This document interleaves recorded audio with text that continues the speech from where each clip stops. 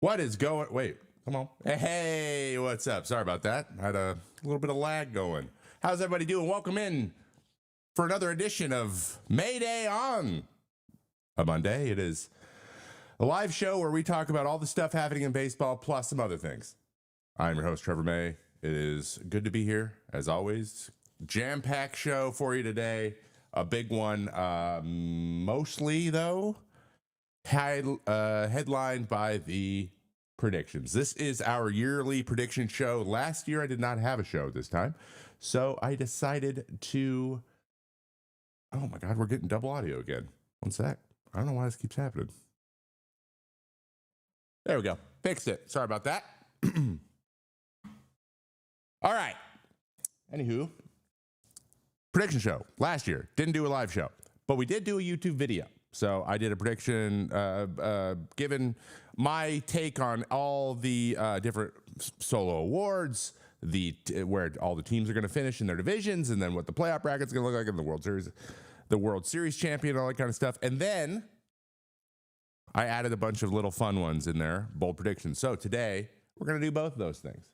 And I can't wait to get your take on a lot of these things. So I hope you all had a great weekend. Hope you're excited, for it is the week of opening day of the 2025 Major League Baseball season. My second season, not part of that. Part of that anymore. But I have this. I have you. And that's all that I need, guys. That's it. That's it. We got some Minnesota fans, Minnesota Twins fans in the chat, at least on Twitch. So hope I don't disappoint you too terribly much. All right. Let's get right into it with our top of the day story. Something that was reported originally by Jeff Passan from ESPN.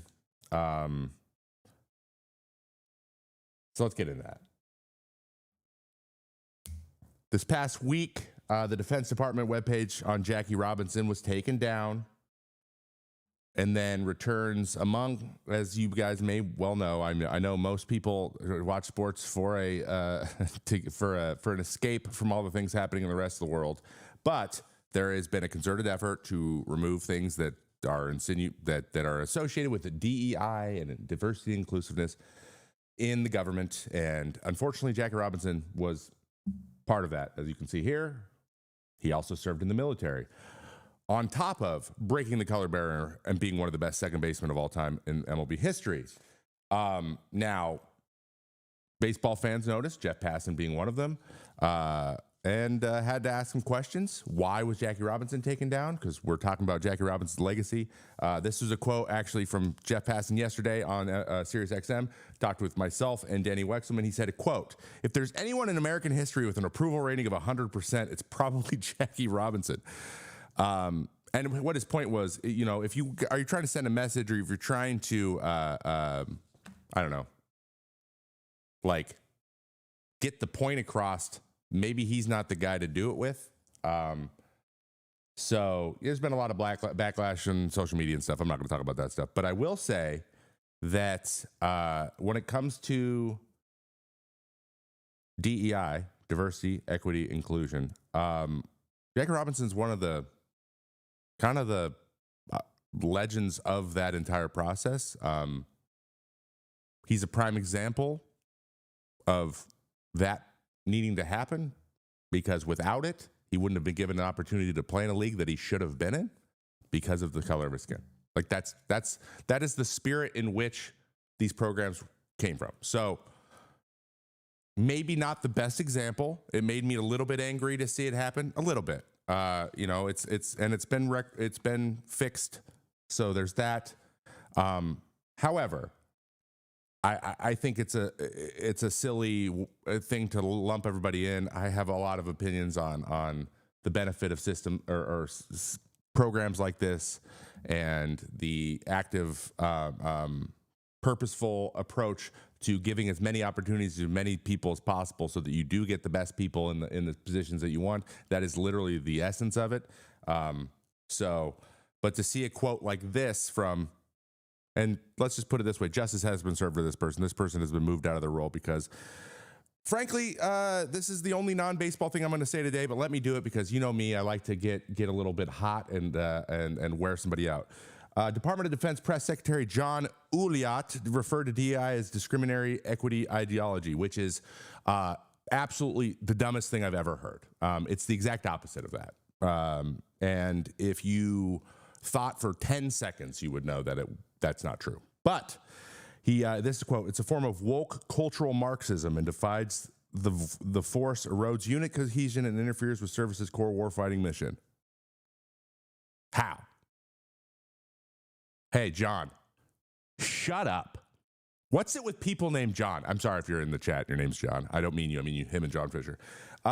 Just the absolute, just numbskull, low effort, just like he's like, what are a bunch of buzzwords I can say that don't actually mean what I think they mean? This person has served in the military for decades and is confusing wokeness with Marxism. I don't know what to tell you. Anyway, he is no longer in that job, so at least that happened. But we got Jackie Robinson back up. But I'm going to throw this John Uliat guy right in there with my other John Fisher. You're in the you shut up, dork. There we go. I'll hit you with one of those. All right, let's move on. Let's move on because I don't want to talk about this all day because I could, trust me. But I don't want to because I know you don't want to hear it from me anyways. Anyway, moving hither. Podcast. This show. It has one. Go subscribe to it anywhere you listen to podcasts, please. Please. If you're wondering where that is, there is a link on all my social medias that you can go, and it gives you the pod link, which tells you all the platforms it's on. It's on them all.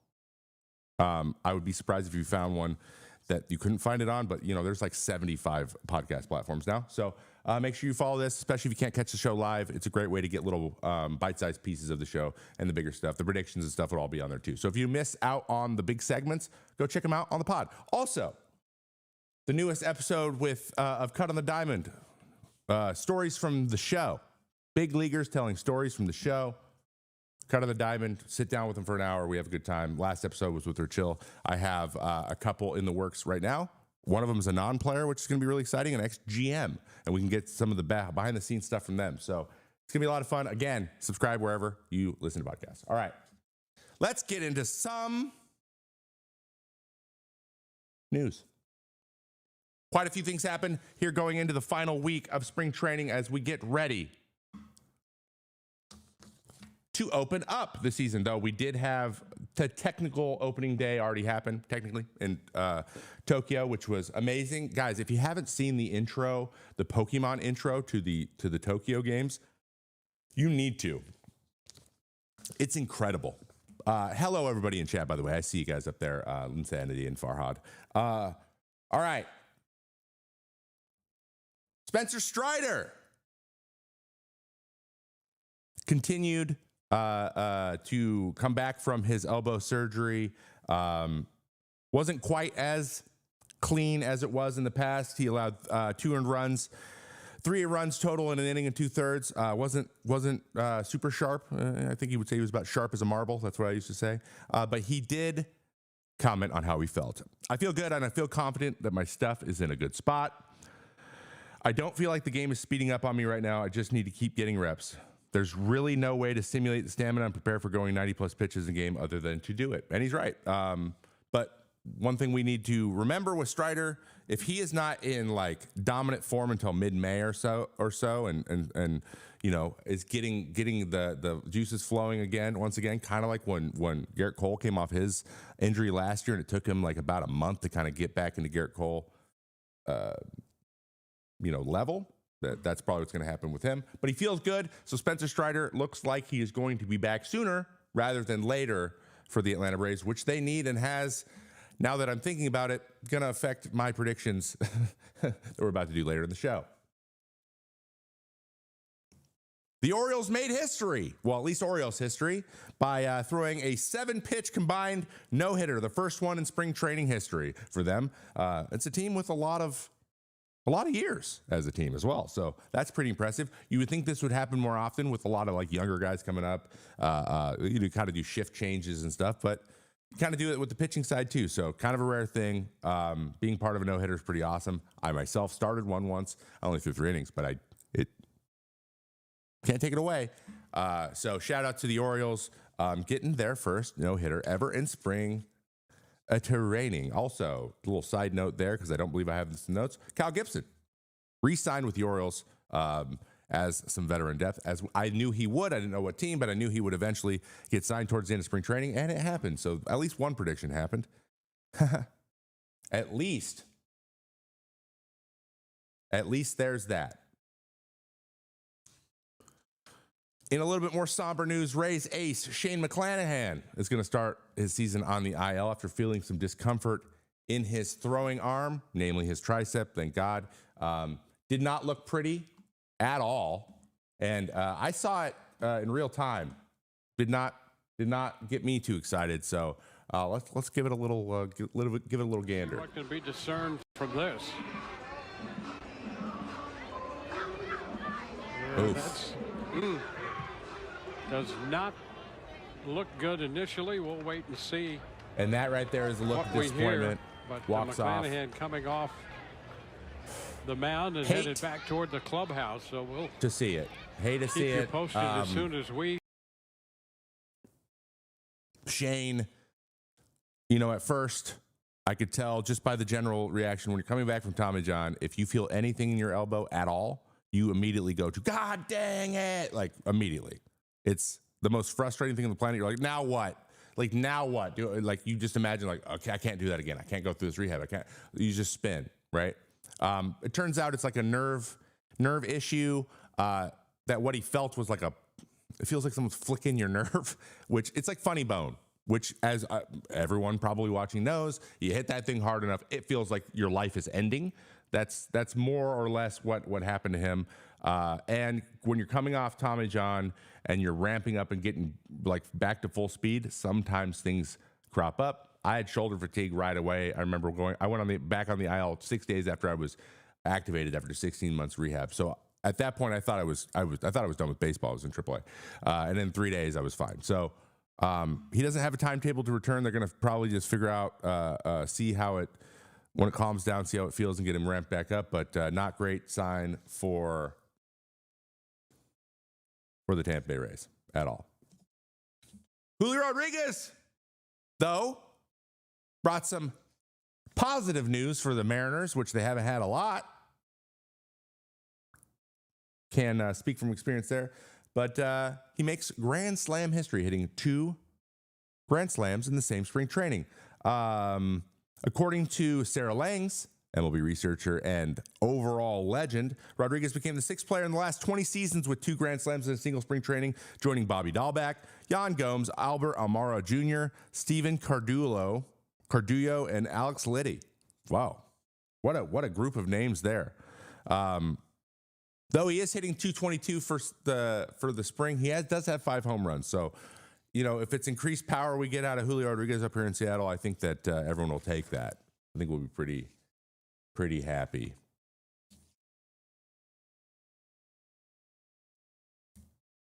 Mookie Betts, still sick, still on the sidelines with an undiagnosed illness, down to 157 pounds. Now, at first, I thought this headline said down 157 pounds, and I would ask him, how do I get that? Because, my God, am I fat? He's down 25 pounds. So this is concerning on a lot of levels, okay?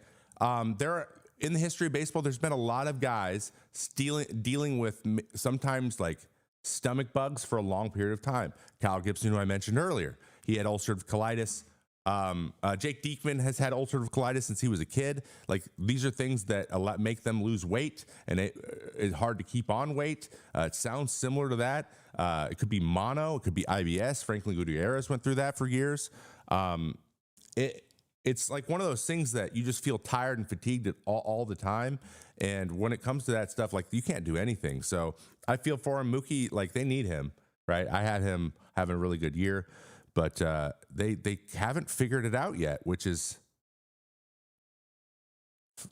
that's scary. If it's because they're seeing the best doctors, and that's something you just don't want to mess around with. So I'm thoughts are out to Mookie and the family.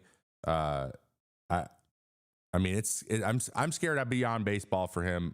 You don't want those things to linger, but hopefully it's just something, a long version of a stomach. Hopefully not a stomach parasite or something, but like some light version of mono or something that is keeping food down tough, and that rest will inevitably get him back. But yeah, being down, oof, that's crazy. Being down 20 pounds in spring is nuts. Though I do need to lose weight, but I don't think I want to lose weight that way. Also, Gunnar Henderson also joining the injured list. Not great news for the Orioles. He is kind of their stud, the guy they're going to lean on to do a lot of the producing in the middle of their lineup. So not having him for any extended period of time won't be great. However, it does seem like it's just an intercostal. For those of you who don't know, intercostals are like those little muscles between your ribs.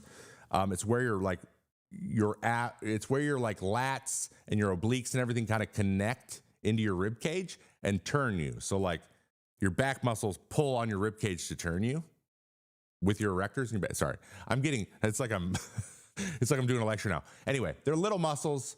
A lot of times it's like associated with twisting. Hitters get it all the time. And it's one of those things like if it hurt or tight or sore, you can't do anything without it stopping. And so it's good just to get on top of it. You don't want that to nag you all year, because then you just turn into hitting 200 with a 500 OPS, and everyone's like, this guy stinks. When in reality, your intercostal hurts the whole time. So he's young. He's like, what is he, like 19 years old still? He's going to be fine. I would assume 4 to 6 weeks. Notice him in May coming back with a vengeance. Hopefully the Orioles get off to a good start so that they can handle not having him for a while. Vladimir Guerrero still in the news. We keep talking about him. Blue Jays president Mark Shapiro optimistic that Vlad will end up signing an extension in Toronto. Now, there's a very interesting kind of take here.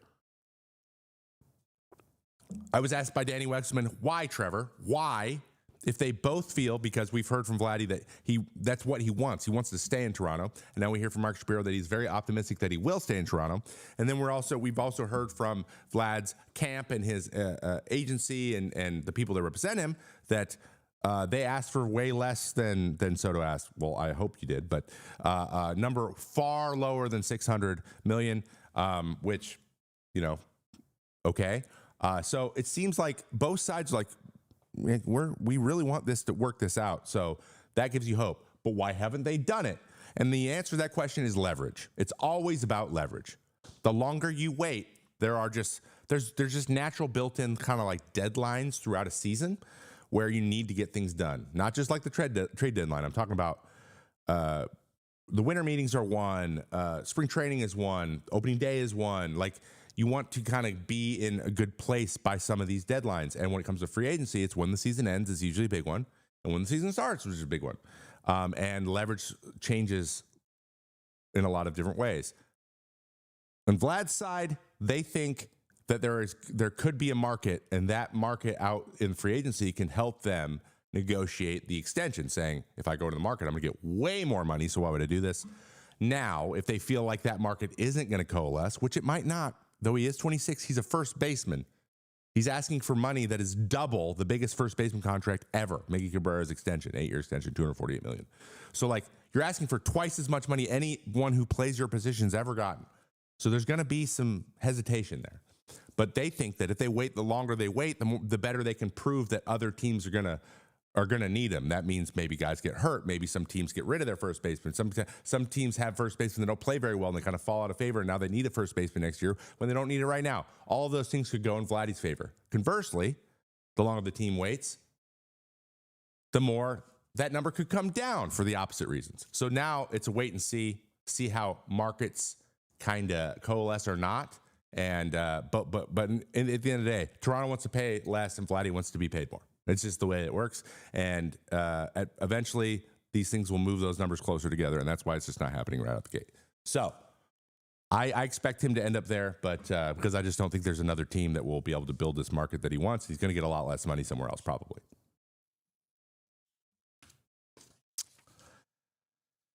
Finally, last piece of news, and an interesting one. The Angels and Ron Washington, their manager, pictured here, Banning cell phones in the clubhouse. Let me read you a little quote here from Ron Washington. Now the rules have extended outside the clubhouse, said the 72-year-old Washington, who was the second season in the helm with the Angels. Right now, they're in the hallways in here, right outside the team's clubhouse. Now it's going to be completely out of the goddamn clubhouse building. It's not punishment. I just want some focus.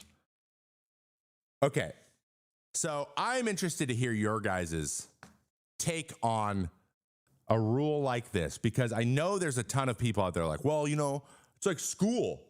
Like, kids shouldn't have it in school. Yeah, but kids are kids. These are grown-ups. And they're not in school. They're at their place of work, and there is only so much that can be exercised, in my opinion. Now, I have no problem with having rules like this. Rules are good. Rules are great. But heavily enforced rules, stifling rules, this is one of those. I call this a stifling rule. The more of these you have, the more you kind of just feel kind of like you're being told what to do constantly. And it makes it hard to play loose, even though it's not really related. But I was a person who'd go put my phone up, and unless I had like, I needed to take a 10-minute break between the things I was doing or something, that was the only time the phone ever came out. And it was usually where I would be standing in my locker. Once I sat down, the phone had to go. Like, I just didn't like it. I'd get in these loops, and then it was hard to get going again. So I just kind of stopped doing it. Wasn't really even conscious. So I'm a big fan of limiting your phone use, but I think that's just discipline that a professional athlete has to have by himself. If you don't have it, I don't know what to tell you. If you can't stop looking at your phone, you have bigger problems. It's hard. He's right. You got to focus. But classic Ron Washington. He's about the most old school guy on the planet, and forcing things generally doesn't work. It's like, hey guys, hang out with each other. There's a chance they don't like each other, Ron, that much. Like, I liked my teammates, but did I constantly go out all the time with them? And like, I didn't. I was more of a solo guy, right? And this would have made me kind of miserable, forcing me to do something that I don't like to do that much. So it's interesting. It's a way to think about it. But like, the way he's approaching it is like he's a Division II college coach, and it's very college. It's a very college rule, and I'd be like, okay, us having cell phones in our clubhouse is not the reason that we win only 70 games every year in and year out. That's not the reason. It's another one of those things that's just like, it's a little bit of lip service in my opinion, but you know, they seem to like it. The guys have said they liked it, so teach their own. But he's not feeling very happy for it. The rules will be the same during the regular season. Washington said the baseball veteran had the same rule when he managed the Texas Rangers from 2007 to 2014. During that time, veterans Michael Young, Adrian Beltre, and Ian Kinsler enforced the policy. See, now that there's players enforcing it, all about it. But if the manager has to go in there and say, hey, pay up, then it's not going to work very well. It just isn't. But hey, who knows? Do I think the Angels are going to have a great year? I don't. I think we're in for more of the same, but I do hope we have a Mike Trout of old. I really, really hope that is something that we have.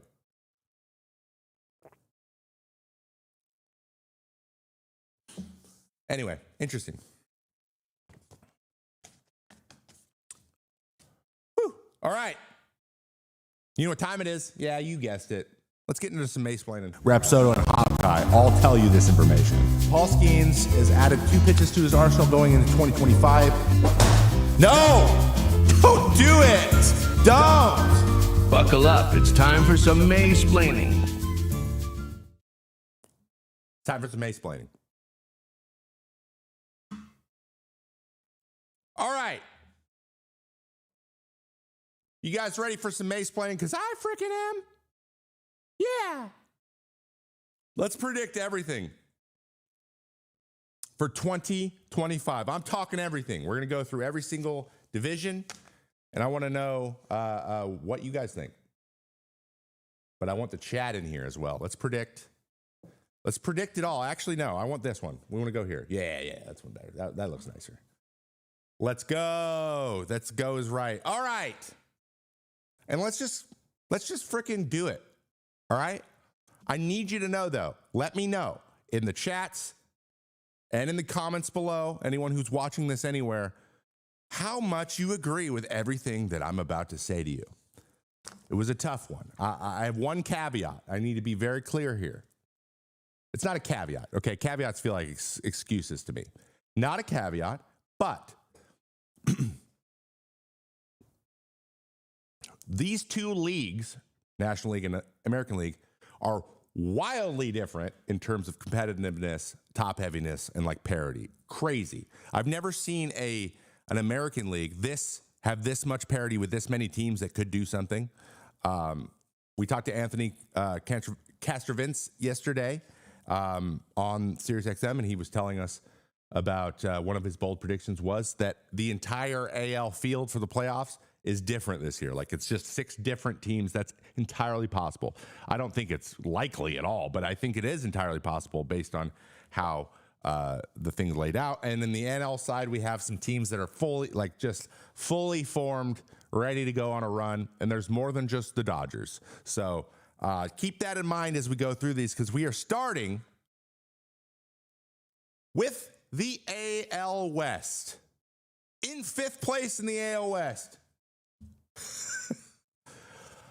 No cell phones and not very many wins. The Los Angeles Angels will be your 5th place team in the AL West once again, repeating from last year. And they will end the year with a 71-91 record, with their team MVP being Logan O'Hoppe, being their. I think this guy's going to produce a little bit, get a little bit better. He's going to continue to improve as kind of the quarterback of the team, moving in that kind of Rushman direction. I mean, he's not going to he hit 20 homers last year. He had 74 RBIs. That's a great year for a 24-year-old in his sophomore year. He's a catcher. He's got a good arm. He's good defensively. He's quickly becoming one of the better catchers in the American League. So I'm going to give him the team MVP in 2025. In 4th place in the AL West, the redacted Athletics. Sacramento A's, Las Vegas A's, what do you want to call them? The Athletics. The Athletics. Someone said Zach Neto. Isn't Zach Neto hurt right now? That's a little bit of a tough one.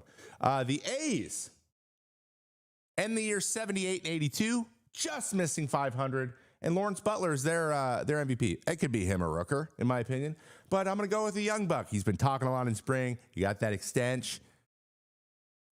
He's just kind of got energy. He's fun to watch, and he was absolutely electric in the second half of the year. In the second half of last year. So your Nomad A's will take 4th this year, but put on a little bit of a better show. In number 3 in the AL West this year, unfortunately, Seattle Mariners are going to kind of just settle right into where they settled into last year. As many of you know, they brought back Jorge Polanco and added Donovan Solano, and then did nothing else for the whole offseason after missing the playoffs by 1 game and losing a 10-game lead in the division to the Houston Astros. Unfortunately, I see them doing a lot of the same stuff, especially with George Kirby being behind schedule here going into the regular season.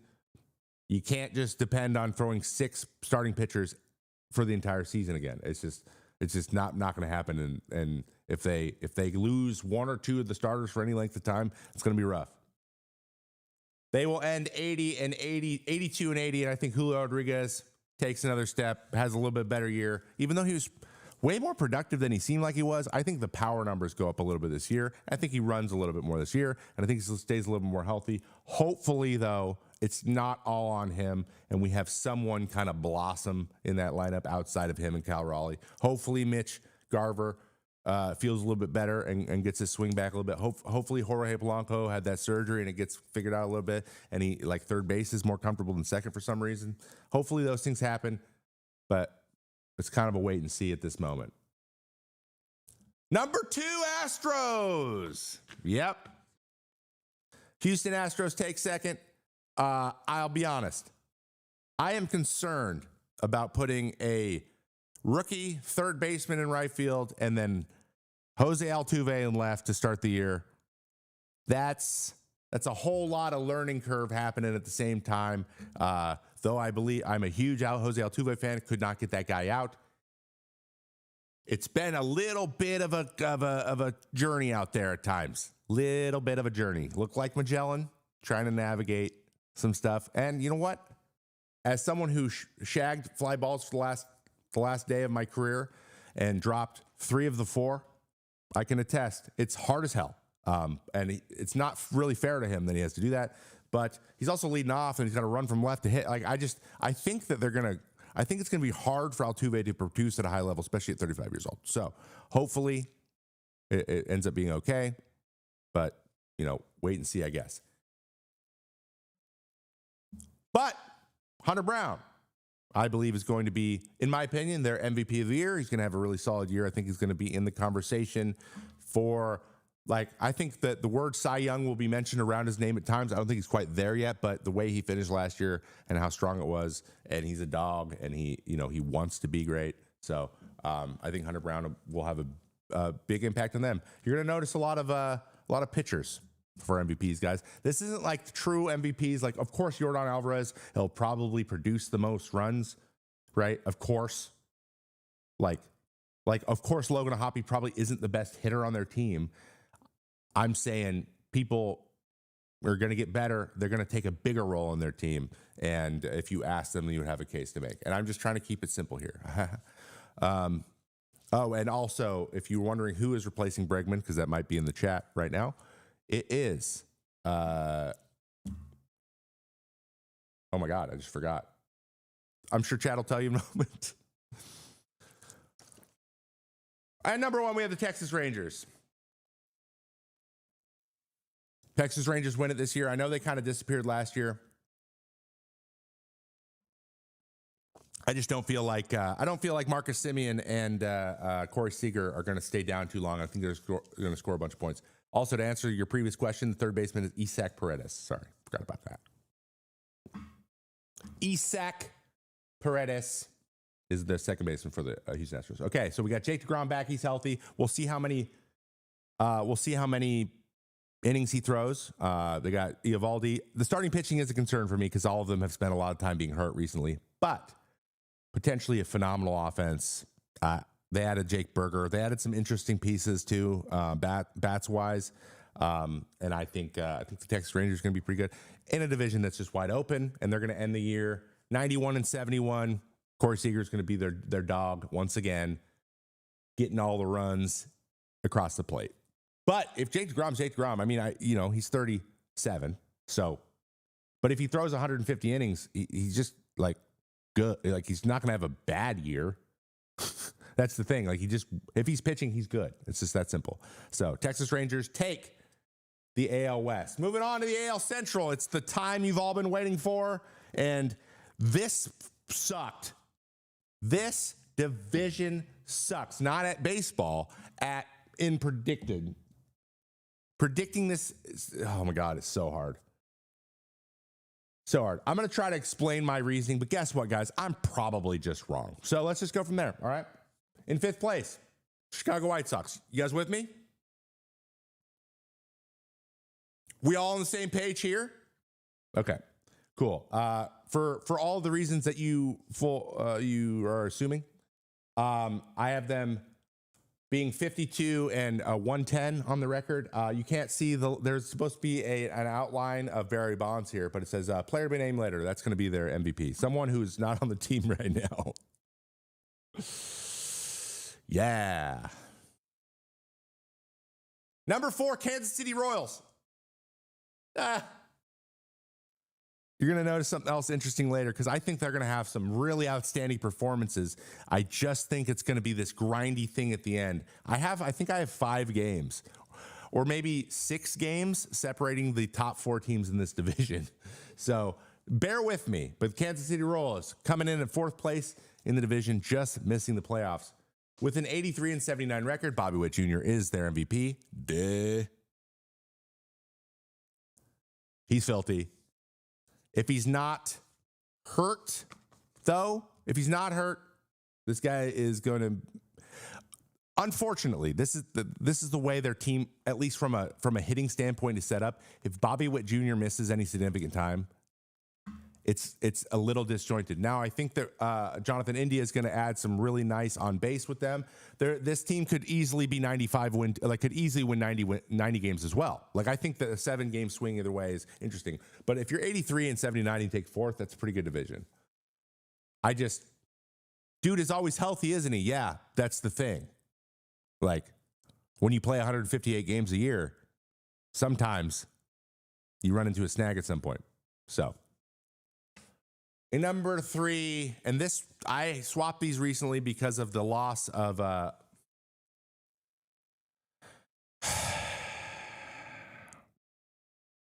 their injuries make me so sad, man. Royce Lewis going down gave me pause, made me sad. Louis Varland or Brock Stewart is banged up a little bit. But I still have hope. But it's going to be very close. I knew it. I knew you guys wouldn't like this. I know Fangraphs have them winning it by 5 games, but some stuff has happened since that came out. Though I do love the starting rotation, and I think the top 3 of these teams are all going to be vying all year, and it could go just all these are interchangeable, okay? Number 2, I have him 84 and 78, and I think Joe Ryan's going to be really good this year. This is my guess. I think he's going to stay healthy. I think he's going to be really good. Pablo Lopez is a little bit of a question mark because he was really inconsistent last year, and I don't know why. I think Joe Ryan is about to take the next step to be a really, really great pitcher, but I would keep choosing pitchers. You know how it is. 84 and 78, that is me being – that's just because the division's beating up on each other. Number 2, Detroit Tigers. How do they take second? 87 and 75. Riley Green. And that's – Riley Green spelled wrong. There's supposed to be an E at the end of that. But Riley Green, guy's a stud. I went and checked the Savant page. In terms of damage numbers, he was top 15% in the league in almost everything. He had an 832 OPS. I think a full healthy year out of Riley Green. He's only 24 years old. He takes one more step forward. He's that high 800, 900 OPS guy. That's a true 2-hitter. I think he's going to make a big difference. I love watching this guy play. It's sweet, smooth. He's just kind of hurt a little bit sometimes, but just pulling away a little bit there at the end. And then in the end, the Cleveland Guardians win it just because I can't ignore what they did last year and how good their bullpen is and how solid.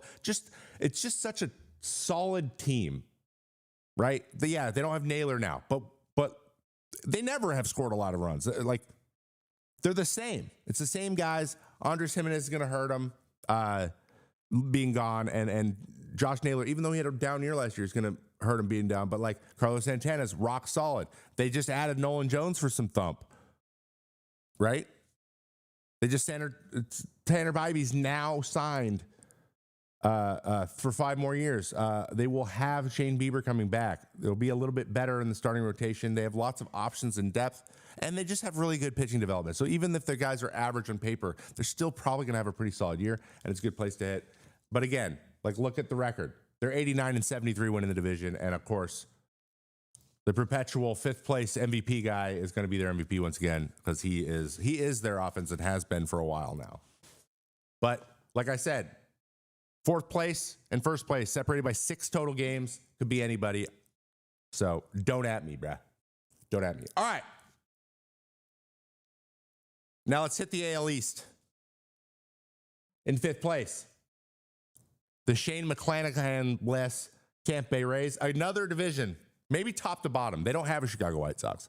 So top to bottom, going to be a absolute battle. We have the Yankees lose Garrett Cole and lose Heel right out of the gate. That's their 1 and 3 pitchers. Like that stinks. Reigning Rookie of the Year and it's just in 23 Cy Young winner, not now in the rotation. Max Fried though was a great addition. They still have good pitching, but still kind of the question marks around third base. We don't know when Stan's coming back. I just have this horrible feeling that it's going to be Judge or nothing again. I remember this stat from 2 or 3 years ago. Aaron Judge when he was hurt, when he had the foot thing 2 years ago. When he was out, they were the Pittsburgh Pirates in offense. When he was in, they were the Yankees. And so if you have to lean that heavily on one guy, it's usually not a great sign for your team. So anyway, back to the Tampa Bay Rays. They lost Shane McClanahan. I think Yandy Diaz is going to continue to be their best hitter. It might be a pitcher, but now, as of right now, Ryan Pepio is their opening day starter. They have depth. They always surprise me, but now you got to remember there's a couple tough things happening now. They're playing in Steinbrenner outside in Florida. That sucks. They only play like 16 games in July and August at home to avoid the heat in Florida. But being on the road for 75% of your games is also really hard to do. So they have a lot of things that they're going to have to get through outside of just playing the game. And I think that's going to inevitably hurt them in a division that's going to be really, really competitive. Toronto Blue Jays taken fourth. But again, we have the same thing as the Central. Like any of these teams, could be flip-flopping, swapping. Bo Bichette has a great year, and suddenly now they're in second or vying for the division. Like, it's possible. They have Max Scherzer now. It's possible. It's absolutely possible. They have good players with high ceilings. It's just they've had a lot of injuries and a lot of guys underperforming. Now, if Kevin Gausman comes back, great. He throws really well. Chris Bassett comes back, have a really good year. But these guys are a little older. They've been around for a while, so we don't know. But it's possible. Again, 83 and 79. I'm being optimistic here. Vlad Guerrero is their MVP. He's the guy their offense revolves around, and they depend on him. So, duh. This is pretty much a duh for me. Number 3, New York Yankees have fallen in third place and probably just missed the playoffs. Sorry, guys. Like I mentioned, all that stuff before. You got some weird injuries, and they're kind of getting in this Aaron Judge or nothing space once again. 85 and 79, and their 2 MVPs are Aaron Judge. And I think Max Fried. I wasn't going to put Max Fried on here unless if Garrett Cole was here, it would just be Aaron Judge. But now they really need Max Fried to be an ace. They need it. They need it so badly. And if he doesn't become an ace this year, it could be tough in the Bronx. Number 2, Baltimore Orioles. I know. I can't give them the division this year. I can't. They really disappointed me in the offseason. They should have got a starting pitcher to be their ace, and they didn't. But they still have that young crew. So not having Gunnar at the beginning is not great. And they also have a good culture. And I think that's good for this crew together has played well pretty much the whole time they've been together. But I believe this is just an 88-74, and they sneak through it because the entire division beats each other up. And Adley manages the veteran pitching staff and has a pretty good year at the plate. But at the end of the day, that lack of a true ace at the top of the rotation is going to end up burning them. As the Boston Red Sox take the AL East. Yeah, I know. Everyone's having this hot take. They're just deep. And I'm really excited about the big 3 guys. They could all just not have the hugest year, but I don't know. There's a lot of hype around this team. It's exciting. Boston Red Sox are exciting to get excited about because they make everyone. I feel like when they're good, the division's fun to watch. And I have them 90 and 72 winning the division. Garrett Crochet is the difference maker for them. A true ace, top of the rotation. And then now Houck and Cutter Crawford and Brian Bayo and all the other guys are going to try to start in that rotation can kind of filter in behind him, but he can be the guy that goes out and punches out 12 and 6 innings. He can be that guy. So Boston Red Sox, I think this is their year to win the division. But again, I think they're just a little bit more likely to win it than the Toronto Blue Jays. So keep that in mind. Let's get into the NL. NL West, we got to do the obvious one first. In 5th place, the Colorado Rockies. The fighting Dick Monforts. Colorado Rockies just doing their thing, being a team, having a beautiful park, beautiful weather, great game watching experience. And they're going to go 66 and 96. Ezequiel Tovar will end up being their MVP this year. I like this kid. I think he's a stud. I like him and Doyle in center. I think that they have a lot to look forward to. I think these guys really want to win. I just don't think they're being put in a position to do that very well. And number 4, San Francisco Giants. Again, high ceilings. How is this stuff going to work out? They added Adames. They added Verlander. They have Matt Chapman, who notoriously hates losing more than anyone on the planet. Oh, I'm missing a graphic somewhere, but I have them going just under 500. I believe it's 79 and 83. And Matt Chapman is their MVP. It'll probably pop up at some point. In third place, the San Diego Padres. I know if you squint, it's brown. Sorry. The San Diego Padres take third in the division. It's a lot of the same guys. Dylan Cease, Michael King at the top of the rotation with Yu Darvish. I mean, they still have Bogarts and Manny and freaking Fernando Tatis. You know what I mean? So, oh, there's Matt Chapman. There it is. Matt Chapman. Sorry, 82 and 80. I have San Francisco. And then we have Fernando Tatis is their MVP, and they're 88 and 74. Just on the outside, looking in. For the top two in the division, that's the Arizona Diamondbacks coming in second. Surprise. Adding Corbin Burns is huge. Now they have their true ace. They got Josh Naylor to play first. The guy's got energy, and I think he's going to do well in Arizona. Eduardo Rodriguez is back to be in the 4th place in that rotation. We talked about Brandon Pfaadt last week, though he has a 5-year rate for his career. He threw 181 innings last year, which if you get 180 innings out of your 5 starter, you're in a good spot. Really good starting pitching. Justin Martinez is going to take another step forward to the back end of that bullpen. Ketel Marte, freaking Corbin Carroll. Like, they're just good, man. Gabriel Moreno. Like, they're just good. I like watching them, and I think they're going to take second place because, at a 91 and 71, they take second. Ketel Marte is their MVP. This guy is perennially, like, nasty and very rarely talked about. He's close to the Jose Ramirez of the NL, in my opinion. And the number 1 team is Los Angeles Dodgers. Everyone fall asleep with me. They're going to be 106 and 56, and Shohei Ohtani is their MVP and maybe the MVP of the league. If he pitches well and hits well, he's going to be the MVP of the NL, and it's annoying. All right, wake up. We're going to get into the Central now. NL Central. In 5th place, St. Louis Cardinals. They're not rebuilding. They're just pausing, guys. Haven't really done much. Been talking about trying to get rid of Arenado. They let Goldschmidt leave. They've kind of just grabbed all the pieces that were left, on the board and putting together a major league team. Though they do have some young guys who need to take the reins of this team if they want to be good into the future. And their MVP is going to be Mason Wynn.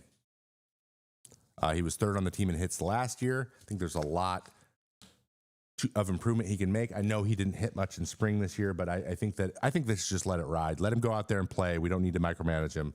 We're not going to win a lot of games this year. Mason Wynn. He's going to do it. Pittsburgh Pirates in 4th place. Guys, trust me, I really want them to not be. I'm a huge Derek Shelton fan. I love that man. Their starting pitching is getting much, much, much better. They've got these young studs coming up that are great. They just need to score some gosh darn runs. Score some goddamn runs, please.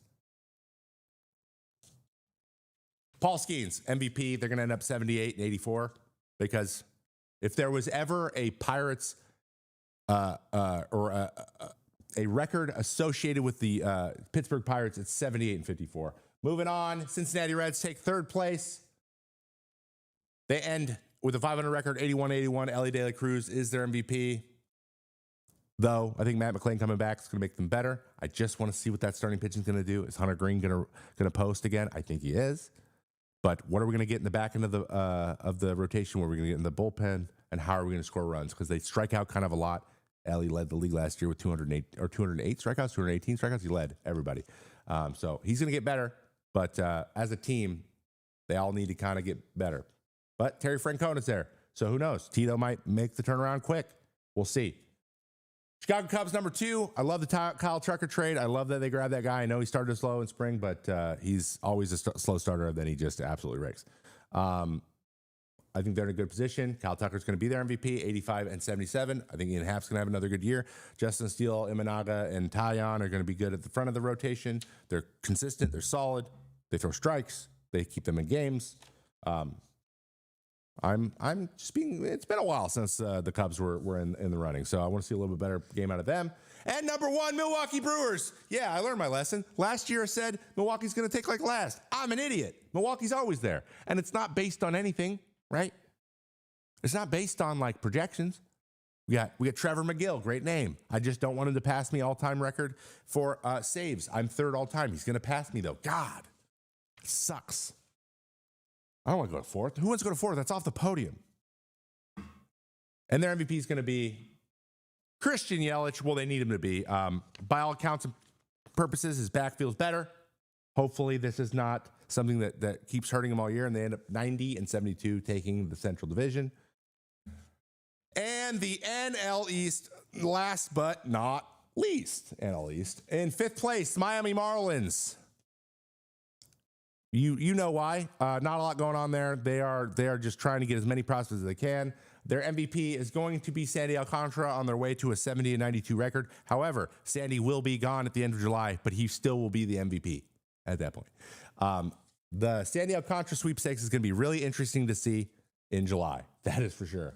In 4th, we got the Washington Nationals holding it down in their traditional spot at the moment because the top 3 in this division are stacked as hell. But I think the guy who's going to be the biggest producer overall for the team, that's James Wood. Also, him and Josh Bell are in the same. James Wood and Josh Bell are just 2 monsters. So, and they both have the dreads going. I love the vibe. James Wood he's potentially really special. That's a 78-84 record for the Washington Nationals. In 3rd place, the Atlanta Braves, but just barely. Stay with me here. Atlanta Braves take 3rd only because of the delay of getting Acuna and Strider back. I think they're going to start a little bit slow, and they're going to need a lot out of Schwellenbach and a lot out of Sale out the gate. So, but I think their MVP, if they're about to have a good season, I think the guy who's going to need to produce on both sides of the field and do a really good job, that's Mr. Austin Riley. I'm a huge Austin Riley fan as well. He needs to hit some homers. He needs to be kind of like their Ozuna was last year. He needs to have a really good, really, really, really good year. Now, if you said no way Braves win the division, they're 90-72. So, I think these 3 teams are just going to be tied all year. I hope so. That'd be fun, wouldn't it? And number 2, New York Mets. Woo! The Mets, 92-70, and Juan Soto's their MVP. Can I get a woo-woo? 92-70.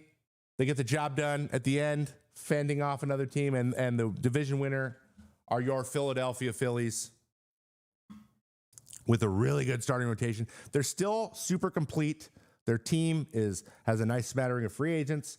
They spend a good amount of money, and they have homegrown talent, Bryson Stott and Bohm. I love Brandon Marsh now playing center. They added Max Kepler for some lefty thump that crushes righties. I think they're a well put together team, but I really like their starting rotation. Rock solid. They're going to be 94-68, but their MVP, Bryce Harper. Duh. Bryce Harper. All right, so the Phillies win the division. Let's talk about some individual awards really quickly as we finish up the first hour of the show here. Guys, if you are on foul territory right now and want to come over to Trevor May Baseball after this to see the second hour of the show, we're going to be getting into 10 bold predictions and a bunch of other fun stuff. So I'd love to see you over there, but that's in 5 minutes. AL Reliever of the Year, Mason Miller. Why? Because I want him to. Because I want him to. Mason Miller is your AL Reliever of the Year. In the NL, we have Justin Martinez. Like I mentioned, he's going to be a stud for Arizona this year. This kid is electric. Absolutely electric. Absolutely electric. It's crazy. So much fun to watch. He is a little wild. I think he's going to be better. He's only 22 years old. He also signed an extension too for I think it was 5 years, $4 million or something. No, I think it was 518, which is, I wouldn't recommend it, but nice. Your AL Rookie of the Year. Hot take, Christian Campbell. Yeah, I said it. Christian Campbell for the Red Sox, followed very closely by Jackson Jobe. I like Jackson Jobe. It's going to be wait to see how his pitching arsenal is going to shake out, but these two, Christian is kind of the closest to the big leagues, And I know Marcelo Meyer and those other guys are maybe highly touted, a little higher, but I think he's the closest to making his debut. So my assumption is these two guys are going to have the body of work to be in there for the award. So runner-up, Jackson Jobe in the AL. And in the NL, we have Roki Sasaki as your NL Rookie of the Year, followed really closely by Bubba Chandler, who comes up early for the Pittsburgh Pirates and shows Paul Skeens how to do it. How to do it. Roki Sasaki and Bubba Chandler are your NL Rookie of the Year final two. In the AL, your Cy Young Award winner is Cole Reagans. He is this close. He's this close. He's so close. I think he needs some other guys to kind of come down to earth a little bit. Followed closely by Tarek Skubal. Once again, I just don't, barring injury, Tarek Skubal is in his prime. It's also a platform year. He's going to go off. And also, he's just so motivated. There's just energy here. I love both of these celebrations, too. If you're not watching the video version of this, you need to. On the NL Cy Youngs, Paul Skeens is your winner, followed by Hunter Green. I'm going to say Hunter Green's going to be in there at the end. I'm saying Hunter Green's going to be in the conversation. I think Chris Sale will be there. I think Corbin Burns will be there. I think all these guys that are normally there will be there. But I just think Paul Skeens it's his to lose, and he's just, I don't know. It's one of those things where if he just throws it over the plate, he's fine. I have hot takes. What can I say?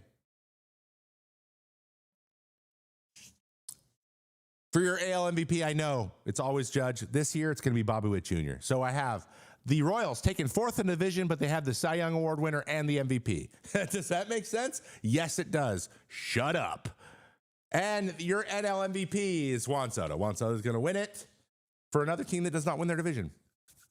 So I prefer to think of it that way. All the award winners are on the not the best teams, and then you got to see them face off at the end. That's how I want my baseball to be. Know what I mean? Know what I mean? I bet you do. All right, so here's your playoffs. In the AL, your seeds are Rangers 1, Red Sox 2, Guardians 3, Orioles 4, Tigers 5, Astros 6. In NL, we have the Dodgers 1, Phillies 2, Brewers 3, Mets 4, D-backs 5, and Braves at 6. This is how your bracket will then look. This is how it'll shake out. We got Guardians versus Astros moving on against the Red Sox.